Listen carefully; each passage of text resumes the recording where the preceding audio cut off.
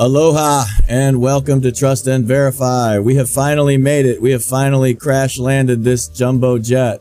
We have a great show planned for you tonight. We got a little format changes that we're going through, but before we can get to that, I got to introduce my friend, my partner, my co-host, Boogie Bumper. Boogie, how's it going? Very good, James. Good to be with you. Thanks for having us. Thanks to the audience for joining us after, what it was, about 6 or 7 little test runs, little test flights that we sent out there into the atmosphere. But if you do stick around, if you do hang about, please share. If not, well, you can hang around anyway. Lots of stuff coming up. Mad Dog Mattis. What else we got? We're going to get zucked and hacked as well. We've got that on the menu. The Beto. We're going to discuss that down in Texas, up against the Canadian, Mr. Cruz, and an epic hammering all coming up. Looking forward to it, James. Awesome. I'm looking forward to it too. Folks, stick right there. We'll be right back right after this message.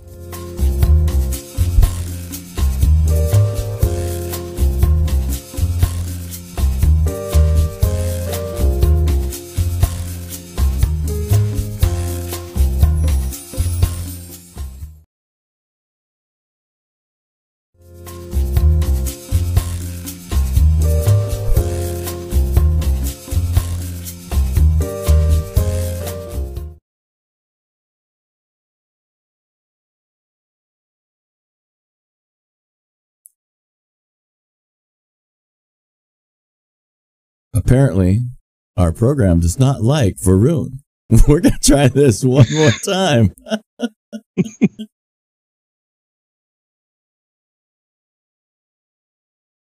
You're not sending me any audio either, by the way, but that's okay. Like from the media sources. You would like to express your raging discontent, please consider leaving us a review. The Common Discourse, independent political opinion, thought and analysis for the people, by the people.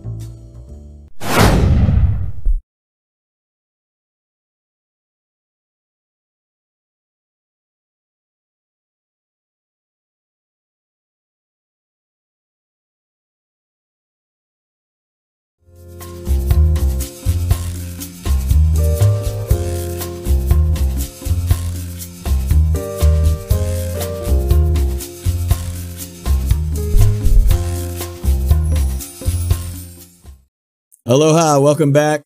Sorry you guys had to go through those technical difficulties with us, but what kind of show would we be if we didn't just lay all our dirty laundry out in public?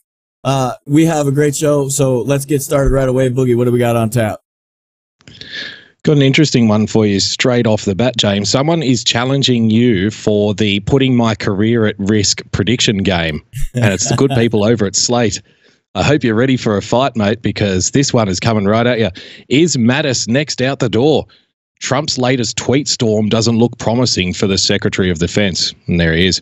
It looks like Secretary of Defense Jim Mattis may be next in line to get the boot for disloyalty to President Trump, James. I bet this is news to you. For some time now, Mattis has made statements and pursued policies at odds with Trump's predilections, especially when it comes to strengthening US commitments to NATO and assuring allies in Asia. But his most recent challenges have been particularly upfront, and this time, Trump hit back. The latest flap began Tuesday when Mattis was asked at a news conference about the future of US joint military exercises with South Korea. At the June summit in Singapore with North Korean leader Kim Jong-un, not to be mistaken with our favourite moderator over on Stream.me, James, Kimmy Jong-un. That name is under trademark, by the way. Trump had promised to suspend those exercises, saying they were provocative and expensive. Just head down here, James, before I throw back to you. Mattis has always seemed to be out of place in Trump's entourage. Trump chose him to be the defense secretary, in large part because of his supposed nickname, Mad Dog. Well, isn't that nice? So Donald Trump, when looking for a defense secretary, he saw a guy, allegedly his nickname was Mad Dog, and Trump said, I'm going with him because of the nickname. This is very insightful investigative journalism here from Slate. Once in office, he was clearly surprised that Mattis, a retired Marine 4-star general and combat commander, opposed torture and resisted efforts to start new wars. Trump would have been shocked. But wait, I picked him because his name is Mad Dog. I don't understand. This doesn't make any sense. I'm confused. Still, Mattis was extremely popular on Capitol Hill and a source of assurance among US allies. So there you go. We're contradicting. The very next paragraph for contradicting. Apparently, Donald Trump picked him because of his supposed nickname, Mad Dog. But then we also admit that across Capitol Hill, James, he's extremely popular and also with the US allies. Of course, Donald Trump had no idea of this whatsoever. He just picked out the coolest nickname out of a hat. Trump might not feel that way any longer. The Republicans in Congress have proved themselves unwilling or unable to speak out against any outrage that Trump might commit, including playing golf on the day of John McCain's funeral. The allies still admire Mattis, but they've learned that he doesn't reflect the administration's views. And besides, Trump no longer cares what the allies think, James. In short, Mattis has lost his political immunity. James R., owner and CEO of TAVshow.com, a man who's risked his punditry career more times than I can count. Is this the end for Jim Mad Dog Mattis? There's not a chance in hell. No way. Like this might be more closely related to that Slate may be out of a job very soon, but not Jim Mattis. Look, we all know what's going on here. This is like SOP, right? If anyone can figure out what's going on, then we're not doing our job. The whole point is that when you're especially in diplomacy, what's the best outcome you could possibly hope for? Is that your enemy has no idea what you're going to do, and so they have to negotiate in good faith. Because if you say, "Hey, we're going to probably bomb the shit out of you in about a week," they gotta actually stand up to that and say, "Well, we better walk back this crazy position that we just took." So that's what's going on. Is that, you know, look, the last person that ever wants to fight a war is the warrior. We don't want to fight, but if you have to, you fight. That's the way it's done. It's not Jim Mattis's job to be a diplomat. His job is to prepare the country for war at all times with everybody. And he's actually quite famous for saying, walk into a room and figure out how to kill every single person in it. I mean, this is a guy that's not playing with, flowery prose.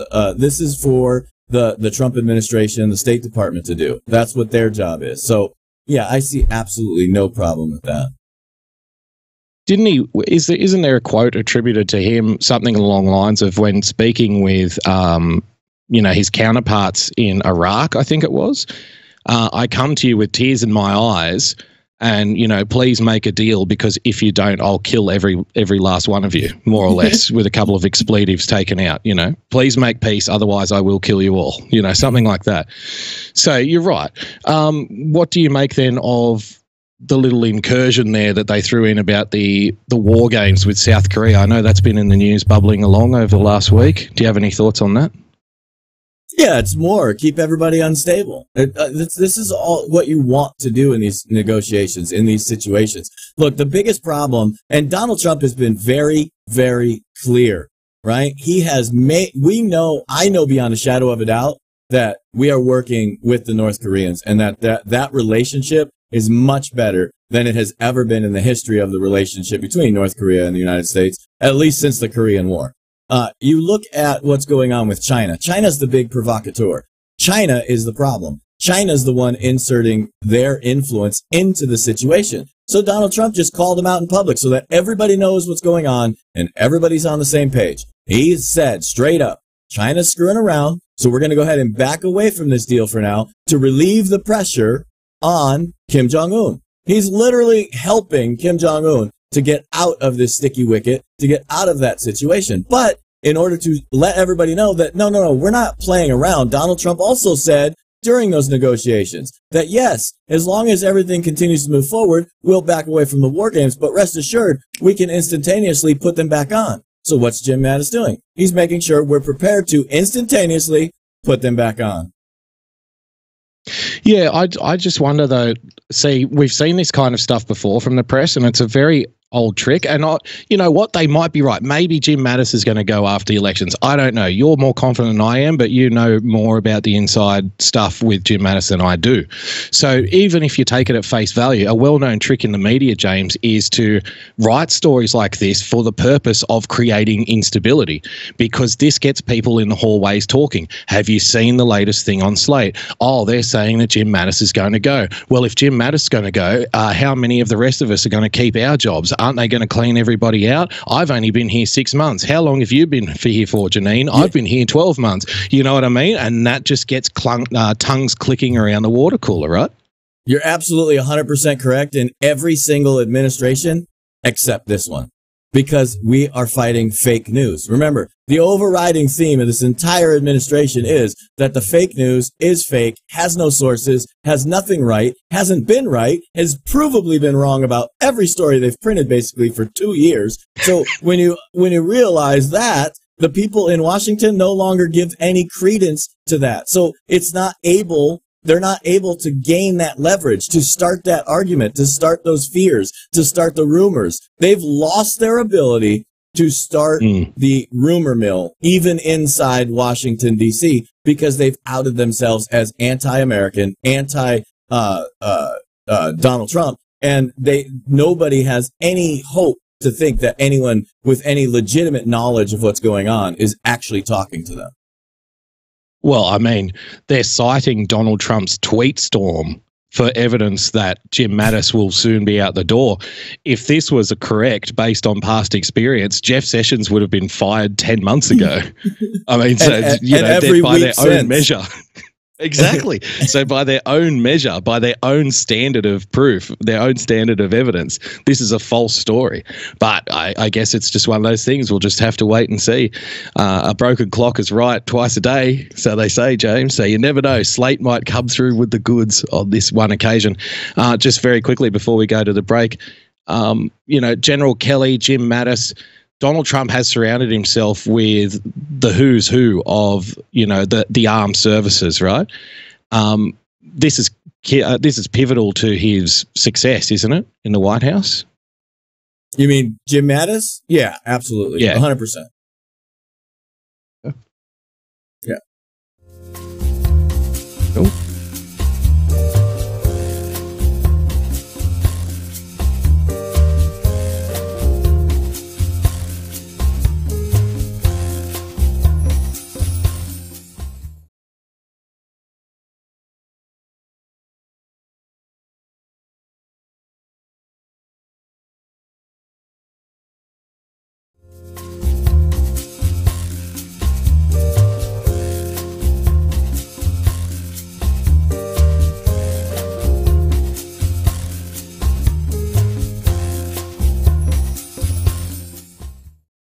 Aloha and welcome back. Boogie had just asked a question right before we went to break. I'll just finish off instead of making it so short. Yeah, absolutely, 100%. No, you get 8 seconds. 8 seconds to make your point. That's it. That's it. I got to tighten up my prose. I would have to say that, yes, Jim Mattis is absolutely essential to fulfilling our war strategy. But keep in mind that he has been a Trump player all the way along, and I guarantee that there's plenty of people that are in tune that if anything were to happen, we would continue on and continue forward with this path. But he is the most brilliant mind out there right now. Okay. Well, just in case anybody might not be in tune, James, I certainly hope we don't hear about it, because that's exactly what Tech Valley is trying to achieve. A couple of stories here. McCarthy leads GOP charge against Silicon Valley. That's an unfortunate marker for history, isn't it? Oh, it's McCarthyism all over again. I can see the editorials coming out already, can't you? The new McCarthyism targeting big tech, James. House Majority Leader, this is obviously from the extreme right-wing conspiracy website known as The Hill. House Majority Leader Kevin McCarthy is leading the charge against President Trump's new favorite punching bag, big tech, you see, because he has no reason to go after these companies. He has no reason to make the statements he makes. This is all just a big plot by Donald Trump to keep his base face, distracted and bemused with shiny things. Of course, they can't tell each other about it if they're shadow banned or kicked off the platforms themselves. So Donald Trump has to say something. The California Republican, who hopes to replace Speaker Paul Ryan next year, has been aggressively promoting a campaign to stop the bias. Can you tell me what the difference is between promoting a campaign and aggressively promoting it? I just assume that aggressive promotion only comes from the right. And on the left, it's more of a flaccid, pure, much more casual kind of promotion that we do over there because it's all tolerance and love and joy. Referring to what critics say is a pattern of discrimination against conservative voices on social media. To that end, Twitter CEO Jack Dorsey is scheduled to testify on Capitol Hill this week at a hearing requested by McCarthy. I'm sure it's a big coincidence that the many hundreds of people who I've seen personally on Twitter hashtagging their "I'm no longer shadow banned" stuff. I'm sure that's just a big coincidence. It's just all part of the algorithm. It's got nothing to do with Mr. Dorsey showing up on Capitol Hill later in the week. Another right-wing conspiracy website for you, James. The Guardian. Big tech's double trouble. Political heat from Trump and the left may signal reckoning ahead. Now, this one's interesting. Trump and Russia have dominated the political discourse all summer, but last week the attention turned again to America's internet technology giants. They had enjoyed a few months out of the spotlight following grueling congressional hearings in Washington late last year. Yes, I remember all of those fuddy-duddy Republicans not really understanding what Facebook is, and that, the grilling these executives. Yes, it was very tough for Mark. Following in Washington late last year, after evidence emerged of Russia's use of social media fake accounts to try to influence voters in the 2016 US presidential election. There's actually footage of that. You can get Twitter's own lawyer in his hearing where he specifically states 0.0001% of all tweets about the 2016 election came from accounts from Russia. So this is the Russian interference they're talking about. Less than a cat video might get. The less exposure than cat videos. But listen to this.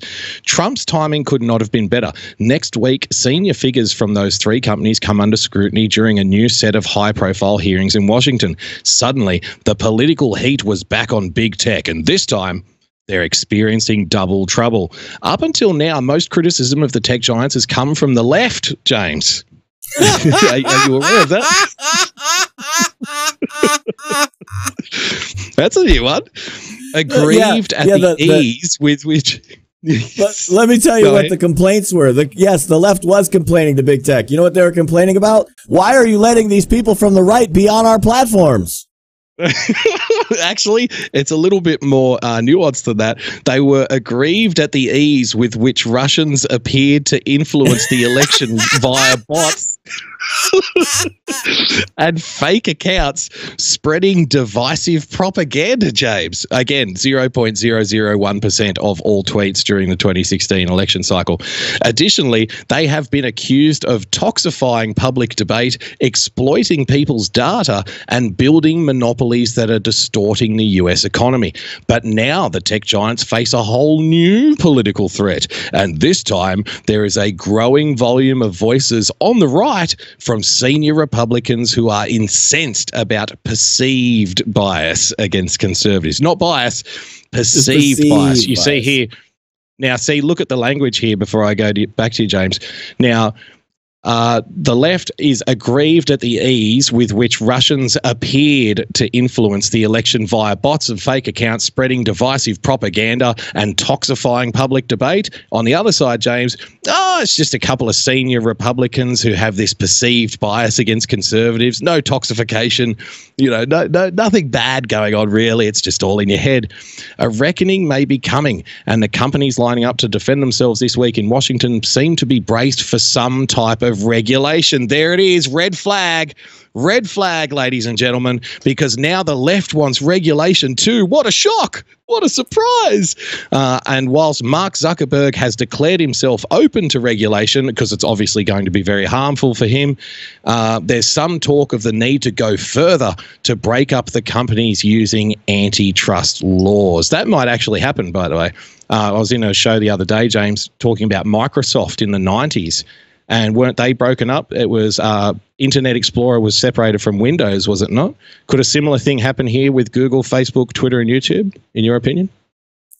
I absolutely think a similar thing could happen, especially between YouTube and Google. That's the big one right there, right? Is that you've got the number one search engine, which is responsible for finding data that's interfering with conservative viewpoints getting out there, on top of the fact that they're also running the number one platform for videos like this show to get out on. At the same time, they're running a censorship program there. So I could definitely see that that's possible to happen, but I just don't think that that's highly likely. I have to look at this is right now that we're in a tight election cycle. Elections are right around the corner. And we've heard the president say he is not going to let this happen, that they are not going to get away with this. So he's going to find a way to get around it. Having said that, I also know that in his career as being our president, he has also always tried to keep regulations out of the mix. Like, remember, his whole premise is you have to get rid of 2 regulations for every one you want to add.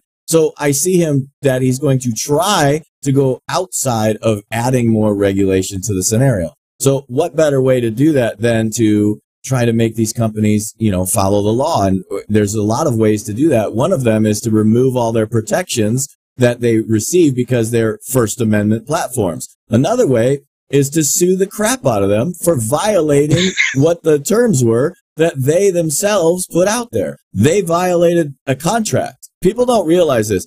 We have a verbal contract. Those terms of service are a contract with them as well to provide the service they're claiming in their advertisement. Remember, false advertising is a big deal. In fact, it wasn't too long ago in our country where a whole lot of major companies got taken down due to false advertising, due to predatory practices. So if you advertise your platform as being a free speech platform, and then you go ahead and you start censoring everybody, you've literally violated your contract with 150 million Americans. That's a pretty big class action lawsuit.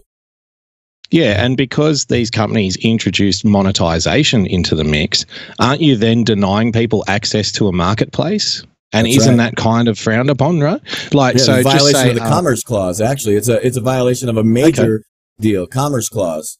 That's big in our country. right. So, for example, trying to get stock into a supermarket, would it be similar to that in any way? Am I on the right track? Yeah, well, not into the specific supermarket, but if someone were to act to keep you out of the marketplace as a whole. In other words, there was no path for you to gain market.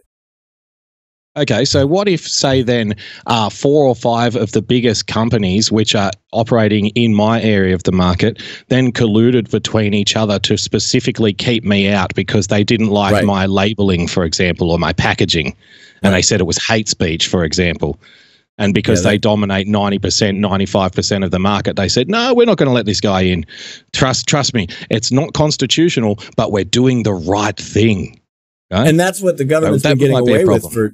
Yeah, you're absolutely spot on, hit the nail on the head. But because the American people have been lied to for so long, they don't understand that that's a problem, because our government that's been corrupt for the last 4 decades at minimum hasn't pursued those types of cases because of exactly what you just said. They've all gone soft into this because it's the right thing to do. This is the problem. This is why we are fighting so hard with Donald Trump, is because you've exactly exposed the nature of the beast, is that it's the corrupt government that has refused to actually enforce the laws of this nation that have put us into this position, just like they did with the border wall. That's why we need the border wall, so that the illegal aliens quit crashing our entire economy through their abuses of coming in here illegally.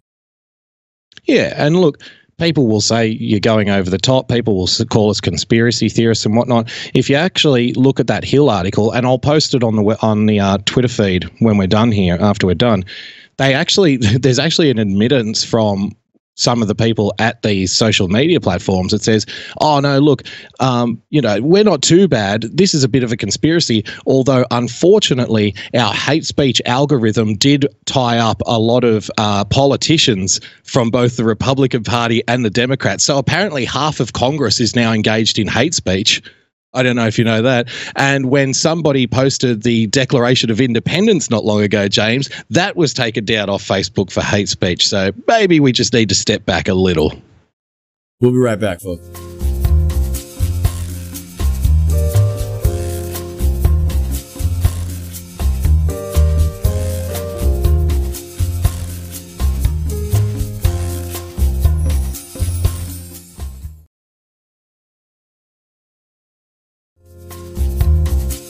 Lie awake at night pondering life's big questions. Is there a God? What is the meaning of life? How would one do an hour-long sports show without ever actually talking about sport? If yes, we can help you answer 33%.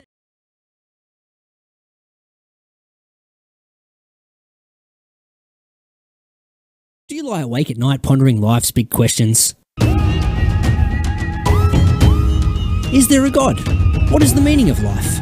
How would one do an hour-long sports show without ever actually talking about sport? If yes, we can help you answer 33% of these pressing questions.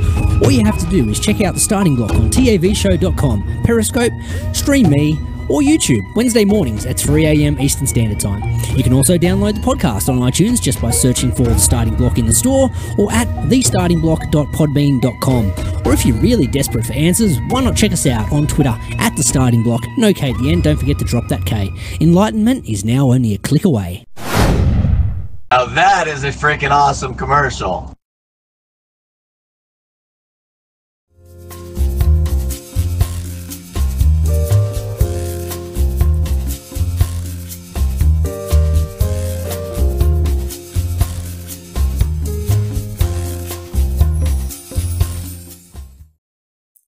You know what that means, folks? It's time for your favorite segment of our show every week. Here comes the hammering.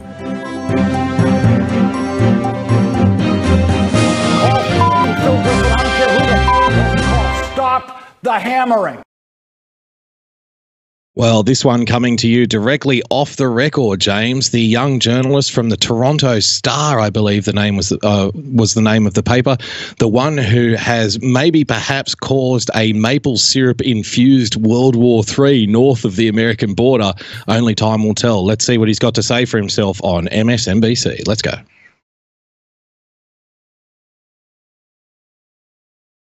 I'm picking up no audio.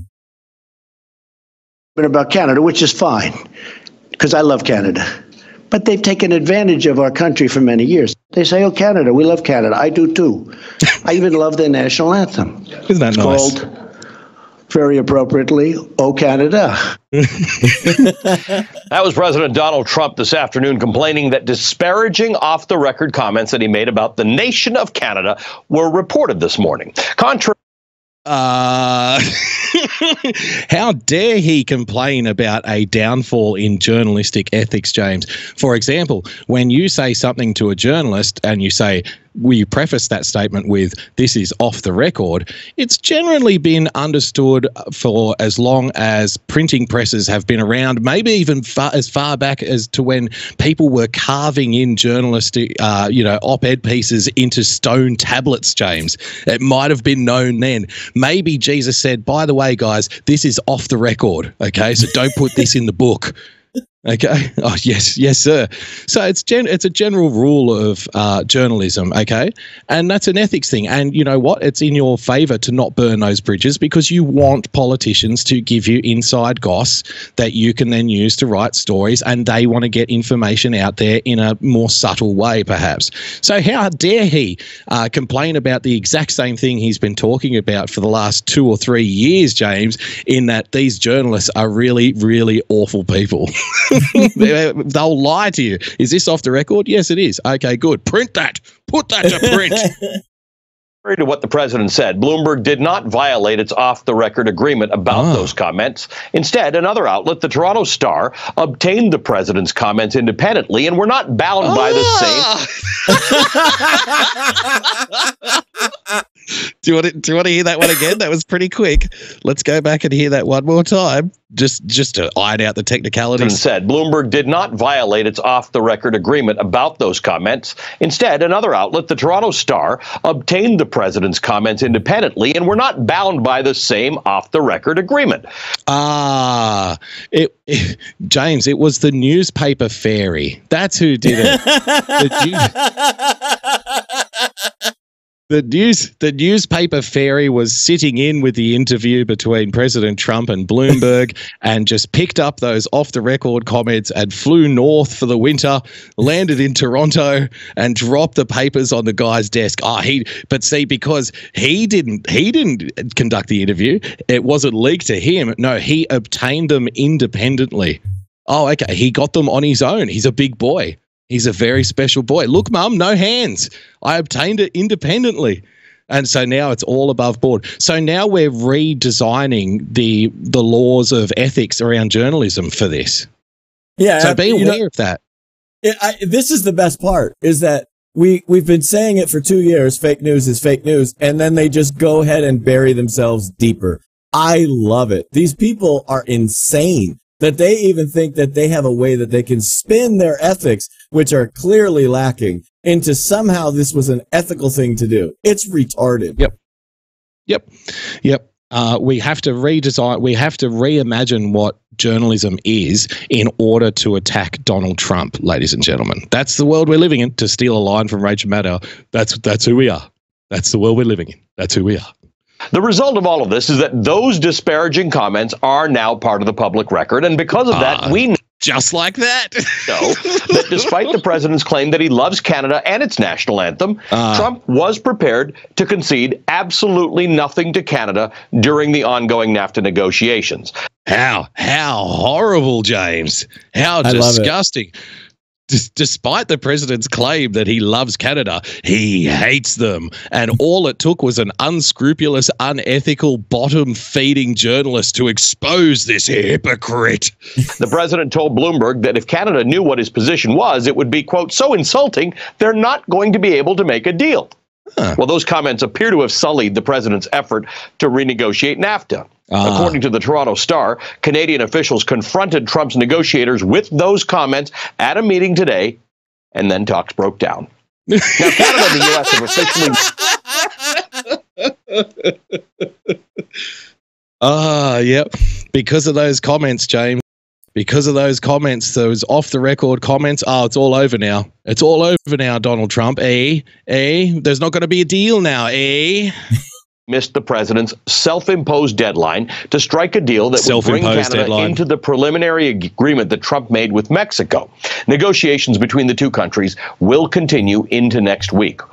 But I thought talks broke down. I thought the deadline has passed. I thought it was all over. I thought Donald Trump hates Canada. But the negotiations are going to continue next week. Just throw that in at the end there, just to show that we're real news. For more on what this means for both the United States and Canada, I turn to the reporter who broke this story, a fellow Torontonian, Daniel Dale, the Washington bureau chief at the Toronto Star. Daniel. So he's no longer the guy who published off-the-record comments. He's now the guy who broke the story. Did you see that lovely little switcheroo that's going on here? Notice that they use they're going to use the power of three here. They've already used it twice. They've used the word disparaging. They're trying to set you mentally. What they're trying to do here, this is a subtle trick that the news media is great for. This is how you deliver your message to someone, is you use it 3 times at a minimum. And you say disparaging remarks.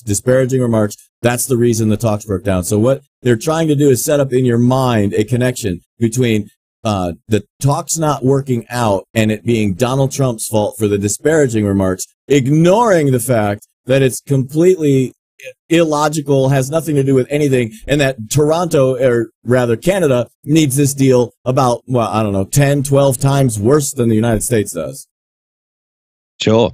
Let's hear what the guy's got to say for himself. He looks very proud of himself, doesn't he? This is a remarkable story. There was nobody who really thought the negotiations between the United States and Canada were going particularly well, but it's a real turn from the relationship that Canada and the United States have had over the long term, and what it looked like might be working out between Donald Trump and Justin Trudeau at the beginning of his administration. Yes, remember at the beginning of his administration when Justin Trudeau said he's a slob and I wouldn't work with him? Remember that at the beginning of Donald Trump's administration? Do you remember at the beginning of Donald Trump's administration where Justin Trudeau and the Canadian government said, hey, all the refugees, all of the illegal immigrants, come to Canada, come up here, in a direct move to undermine the policies of the incoming president? Remember that? Oh, it was all going so smoothly, James. It was all going so well. Historically, we've never had a problem. And now that's all at risk, you see. Yeah, they started off on very warm terms for whatever reason. The president seemed to like the... Wait, it gets better. If you want to understand why Canada's in the place it is, listen to this. The liberal, very different, multilateralist, charismatic, inclusive prime minister, very different from him. Wow. Justin Trudeau, the very inclusive, multilateral, charismatic prime minister, that's very different from him. Yeah, no, this guy is objective, straight down the line, fair and balanced, I would call it. but things soured, and they seemed to sour in the wake of Trump's decision to impose steel tariffs. Trudeau criticized him. Trump didn't like that, took strong exception, and has seemed to go out of his way at every available opportunity, whether it's a rally or another event, to belittle him as Justin, never using his last name. And like what? Trump is belittling Justin? Huh? Not President Trump, right? Taking pot shots at Canada's dairy policy, which is very criticizable. You know, there are issues there, but Trump has made this a Trump. You see, it's okay we don't call him President Trump. He's just Trump. But don't you dare call Mr. Trudeau Justin. Hobby horse, seemingly out of the blue. Hobby horse, just out of the blue. This kind of thing just came out of the blue. This is the guy who printed it. I've got no idea. These most recent comments, well, they just came out of the blue. And you see what he's doing here? He's building up he's building up past behaviors to justify his action here. He's justifying his own action in doing something very unethical, which I assume other journalists would probably attack him for and say, hey, don't you realize you're making our job harder? And look, this is just my opinion, James, and I could be wrong. I suspect this guy was leaked this information specifically, and he had an option. Do I print it or do I not? And he just thought to himself, you know what? I'm going to get this bastard. I'm going to become the news. I'm going to get it. I'm going to get my spot on MSNBC. And because you know what? Because ethics now comes second to attacking Donald Trump. Like that's clear now. I'm going to actually go a little bit sideways on you, and I'm going to take that and expand on what I actually think happened. I actually think the story was actually leaked to the Canadian government. And I think the Canadian government said, you know what? We need to use this. How do we get this out there? We got a guy. Hey, we got a guy. He's got the same kind of socks as Justin. Come on, come over here. And they gave him the story through the government. And they said, we need you to run with this so that you can help our negotiating position. Meantime, they didn't realize that it doesn't help them at all. I mean, these are people literally grasping at straws. And if they were in California, they'd be going to jail. James, that would be collusion. We can't have that. How dare you mention the C word? I bet you that happened. Yeah, it wouldn't surprise me. Daniel, I want you to put this into context for us. I want to put up a poll from the Chicago Council on Global Affairs. It was taken in late July, once we were well into this trade war with the world. The question was, is NAFTA good or bad for the economy? It was a question of Americans. Overall, 63% say good, 32% say bad. Republicans, a smaller percentage say good than bad. Democrats, a larger percentage say good than bad. And with independents, it breaks 2/3 in favor of NAFTA. Even in Canada, not everybody likes NAFTA. Not everybody thought it was a great deal. But in the end, it is kind of imperative for these two countries, which now have the second largest trade relationship after China and America. It is imperative for these two countries to figure something out. Is it going to happen? I can't say, Ali. I mean, we don't know for sure. I think, No, nothing's going to happen. There will be no further trade talks. You know what, the best system is, James? To sign deals 20 or 30 years ago and then put them in a drawer and never, ever, ever look at them again. I mean, you saw the poll from the Chicago, what was it, the Chicago Council of Global Affairs. They're not showing their hand there at all, are they?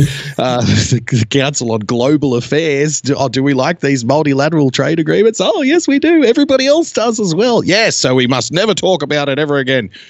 Very interesting stuff. Even Bernie Sanders agrees with Donald Trump on this one, I'm afraid. Bernie Sanders is against Justin Trudeau when it comes to NAFTA. Believe it or not. Canada's ideal outcome might be just dragging this on as long as possible, and then having Trump not terminate the existing NAFTA. Just keeping the status quo is I think, privately. Yeah.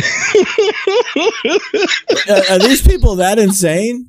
Do they not realize that Mexico has already entered into a bilateral agreement? What, are you just ignoring that? I mean, this thing is done. It's over. Fini. You are done. You have to negotiate, or you are the only one without a deal on the face of the earth. Yep. What Canada would want, but the risk there in not making a deal is that the longer you don't make a deal, the longer you risk this president, who we know is impulsive, erratic, acts on impulse, terminating it. Following. He's erratic. He acts on impulse. He's just a walking chaos, James. Nobody knows what he's going to do. Nobody suspects what he's going to do. I suspect Justin Trudeau's strategy is to stretch this out as long as possible, because that's what we want. The highly erratic and unpredictable Donald Trump, having this stretched out for as long as possible does not compute, my friend. Going through on his threats, which he's delivered since 2015, and saying, to heck with all this, we're not doing a free trade agreement at all. And that, I think, would be a very damaging outcome for the Canadian government. And it's not just that. The president has said we'll just slap tariffs on Canadian cars made in Canada coming into the United States. Again, there's a lot of context there, because Canada and the United States have been exchanging cars and car parts for 70 years now, or 60 years, something like that, starting with the Auto Pact and then into the free trade agreement. It's a serious threat. It may not be economically viable for the United States, but it's serious. It's a very serious threat. It's not economically viable for the United States, James? An interesting one. Yeah, that's I thought we wanted all the motor companies to come back to America, didn't we? Isn't that what we wanted? That's absolutely right. What about all those? What about all those car guys in Detroit? What are they supposed to do? Yep. And I love how the timing just happens to line up with when our government completely went sideways and is anti-American, has been the exact length of time that Canadians have been building our cars. Ladies and gentlemen, the guy who leaked Donald Trump's off-the-record comments with his off-the-record analysis. There's your hammering.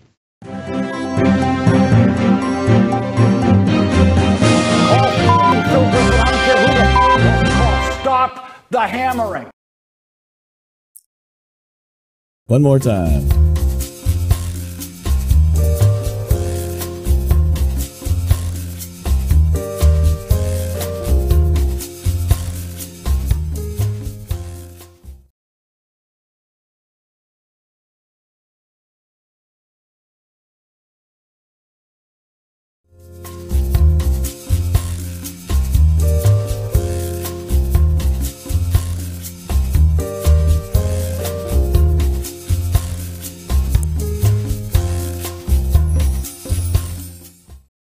Aloha, welcome back. It is bonus time where we just cut loose and say whatever we want and talk for as long as we want. How's it going there, Boogie? What'd you think of the show tonight?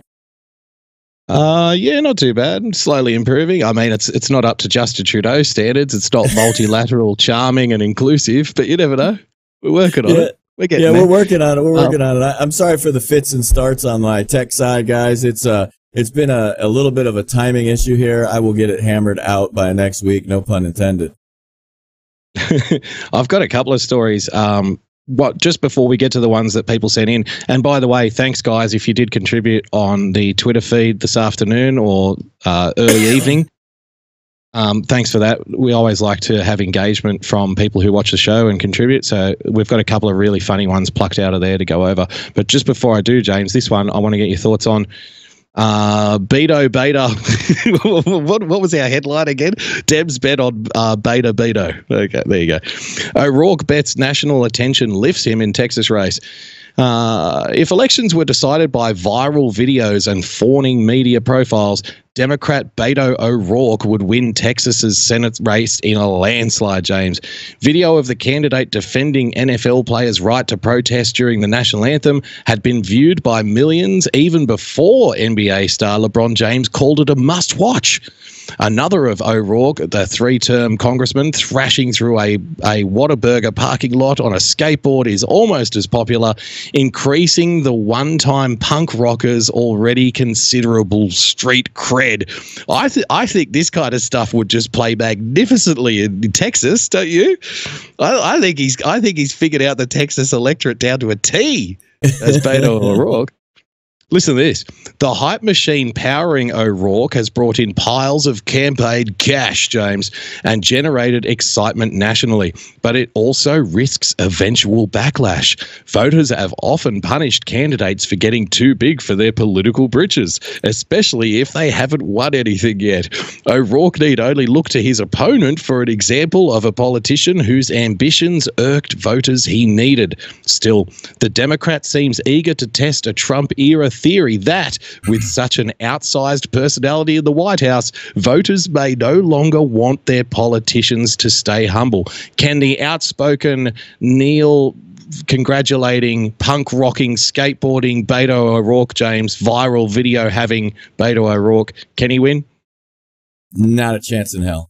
No. The snow will melt first. I mean, like, this guy is literally got no shot in Texas. I know the people of Texas, and I know what they're trying to do, and it's actually very sound and very good strategy what they're doing. Is that, like I've explained this before on other shows, so let me go over it on my own show for once, is that, look, what our strategy as Republicans, okay, John Cox in California is the tip of the Republican spear.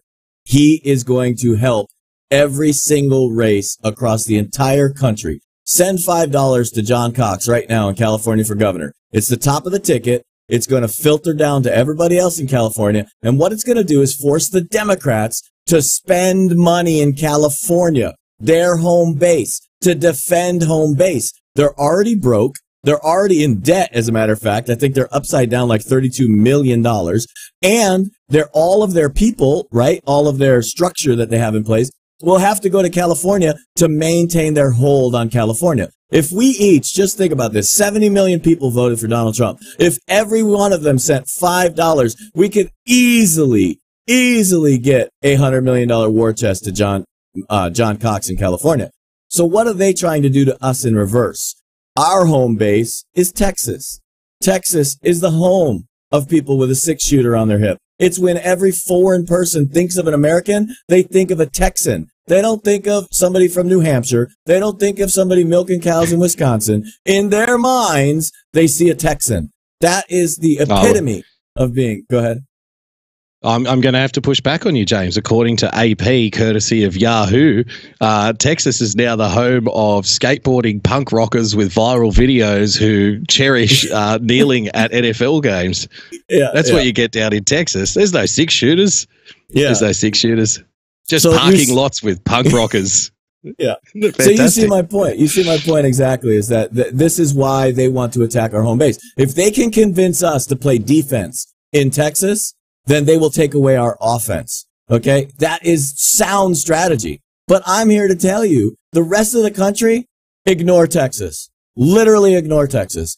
If Ted Cruz can find a way to lose that race, that's on Ted Cruz. That's on the people of Texas. And that's literally, no offense, on Donald Trump. Why do you think he said, we're going to go put on the biggest shindig you ever saw down in Texas? I'm telling you what's going to happen. They're going to try to get Jerry Jones to open up Dallas Stadium, and they're going to fill that place with 120,000 screaming Trump fans for Ted Cruz. They're not going to lose. So what you need to do is focus on about the 11 Senate races that we can flip.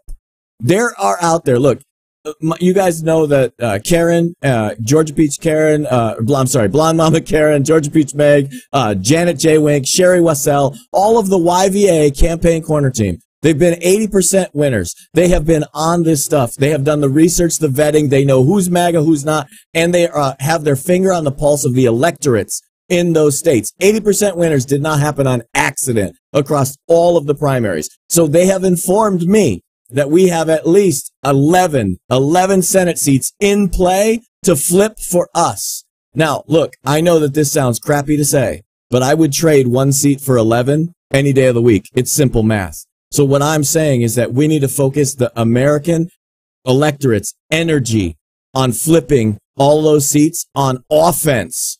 We do not have to play defense in Texas. The people of Texas are never, ever, ever going to vote for a beta male like Beto. Well, if you want evidence that the Democrats are in a really good spot, James, I present this, Exhibit A. If anybody didn't get to see this the other day, you must go back and watch it. The debate between Cynthia Nixon and Brother Cuomo up there in New York. Check out some of this. To opposing Donald Trump in New York State, we already have a corrupt corporate Republican in the White House. We don't need a corrupt corporate Democrat in Albany as his main opposition. When you look at, we need to oppose Donald Trump, not just with rhetoric, but with policy. So why, for example, have you not expanded access to driver's licenses to undocumented New York? Wouldn't governors of states, James, historically seek to work with the president rather than oppose and be against him? Wouldn't that make more sense, especially for a big place like New York? It's a hell of a town, James. Yorkers, if you really care about combating the Trump agenda, give them driver's licenses. We use the MTA like an ATM, and we see the result. He has had 7.5 years to avoid this very avoidable crisis in our New York City subway. Wordsmithing up there. How long do you think it took is her an team? ATM. Yeah, how long do you think it took them to polish that little wordsmithing up? She is an actor. She's got but skills. Actors only know how to read stuff. They don't know how to make stuff. My favorite part of this debate was when Andrew Cuomo, as a rebuttal, James, in this debate, said to Cynthia Nixon, no, you don't understand. People are getting raped and killed in our homeless shelters. They're very dangerous places. And I had to ask, wow, is the incumbent governor just admitting that people are dying in his own homeless shelters as a debate tactic? I'm like, there are dead bodies piling up in my homeless shelters. Vote for me. I know how to fix this. You know, I thought this is what happens when you have a debate between two Democrats. Like the most absurd thing seems fine. We need to oppose Donald Trump more. Yeah, well, boo-hoo to you. I've got piles of dead bodies in my homeless shelters that say otherwise. You know, like what the hell is going on in New York? So not only did they just now talk about how you could clearly see she wants to expand driver's licenses for illegals so that they can vote. I mean, that's crystal clear. But then on top of that, is that the clip where it says, can you stop lying? I'll stop when you stop. Like these guys literally are saying we're all lying. They're admitting it live on a debate stage, and everybody's cool with that. Everybody says, yep, that's a good idea. One more quick one that General Eaton sent in from the Gay Star News. General Eaton has a very broad, wide-ranging selection here for reading. Lesbian activists block Pride in London march to protest against trans women. I love this. I'm trying to keep up with who the victim is. I'm trying to keep up with who the victims are on the left. A group of lesbian activists. I read this. I don't know if we can read it on the air, what she says. A group of lesbian activists blocked the start of the Pride in London march today in protest against transgender women. A group of 8 women stormed the parade route without accreditation. Then 5 of them laid down on the road of the parade and draped a banner over them. The banner read, "Trans activism erases lesbians." So there you go. It's all happening. Oh, over you on the gave left. up. You didn't even want to read the part that got dangerous. only women can be lesbians. A quote attributed to this bigot here, this lesbian bigot here. Only women can be lesbians. Apparently, this woman needs some more gender entrainment, James. She needs some more sensitivity training. Further down in that article, she said, "We don't want penises of any kind in our bedrooms." Is that right? It's in the article. Yeah, no, this was not just a little bit against it. These people are, I can't say the words, they are crazy. They're crazy. So there you go. Fantastic stuff over on the left. The Western world abroad. I find it quite ironic that the left is fighting the left, that the left is eating the left. Literally, they've gone so far off the rails that it's a good thing for us for now, right? It's actually going to be a left cleaning house. They're going to go through this cycle. They're going to lose badly, and then on the other side, they're going to try to re-engage. They're going to try to figure out where to go. It's clear that what they need to have happen is for us to vote them all out of office. Like, literally, this is what needs to happen. If the American people can vote out the craziest people, especially at the top, I know it's a very large stretch of the imagination to think that we could get rid of people like Maxine Waters and Dianne Feinstein and, Nancy Pelosi. But if we can do our jobs this November and fight like heck to win every single possible seat, Senate seat, especially the Senate seats, if we can fight and win and we kick them out of office, you could really get a change in this country, because that's their structure. That's their base. Those are the people that are propping up this insanity from throughout all the professorships at universities, from sitting on the boards of directors of companies. Like, these are the props. We need to shut down the props. Oh, what about the funerals, James? Don't worry about the universities. We can go to the funerals. The funerals have now become a political soapbox, believe it or not. So person after person, from Aretha Franklin's funeral and John McCain's funeral, I found it one of the most, brazen acts of projection that young me. And look, maybe people mourn in different ways, okay? Like, I'm not going to say anything bad. Maybe people have different ways of mourning that I'm not aware of. But, rattling off against the president, that's a new one to me. Maybe it's legitimate. I'm not sure. But it just seems a strange way to remember somebody at a funeral. And, the headline was, Meghan McCain blasts Trump's empty rhetoric at her own father's funeral. I was like, well, what are we talking about? Empty rhetoric here. Should you be saying all like wonderful stories and, making people cry and that kind of thing? No. We'll just kick Trump in the guts. Never waste an opportunity, right? So, I tend to think stuff like that. I don't even want it to be like left and right, but I tend to think stuff like that, it appeals to a very, very small minority of people. To see these people and celebrities at funerals using it as an opportunity to jump up on the political soapbox and score a couple of political points. I mean, even John McCain's detractors, they probably would have said, we'll leave the funeral alone at least, let them mourn, right? But apparently not. But remember, you're bad if you say something about John McCain forevermore. For the month-long funeral service that's been going on. If they say something bad about Donald Trump, that was the other thing too. They said, it's bad. He's out playing golf during John McCain's funeral. And I thought, well, one, out of respect for John McCain's wishes, he didn't attend it. They didn't report that. But two, James, we're coming up on winter and there aren't a lot of good golfing days left. Give the guy a break. Huh? I mean, the sun was out. The sun was out. You got to take your opportunities when they come. Any final thoughts?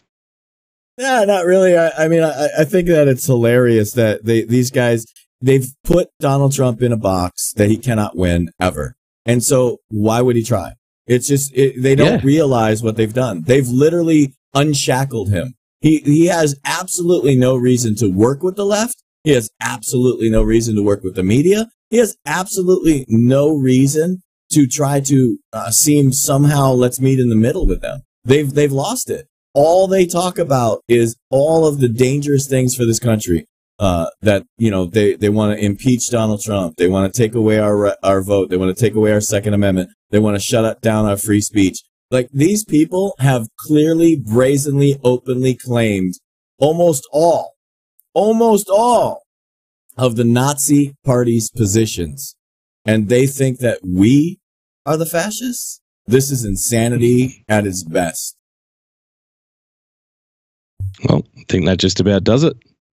Folks, thanks for coming. Thanks for being here. We appreciate everything that you guys do for us. Aloha. Everybody have a very great weekend.